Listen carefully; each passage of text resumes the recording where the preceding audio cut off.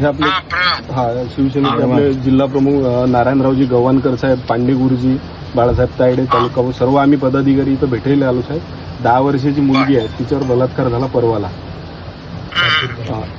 पातूर तालुक्यात. नाही त्याला तर मी आपल्या ह्याच्याशी एसपीशी माझं बोलणं झालं आहे आणि एसपीला सांगितलंय की सगळे पुरावे गोळा करून त्याला पार लटकवून टाकायचं फाशीवर.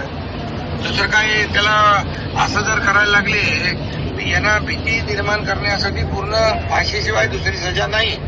आणि म्हणून ही पण केस फास्ट ट्रॅकवर टाकून यांना आरोपीला नराधमाला तो ज्यांनी हे कृत्य केलं अतिशय निर्गुण कृत्य केलं आहे, अनुष्केला काळीमा फासणारा केलेला आहे आणि या परिवाराच्या सोबत आपण आहोत.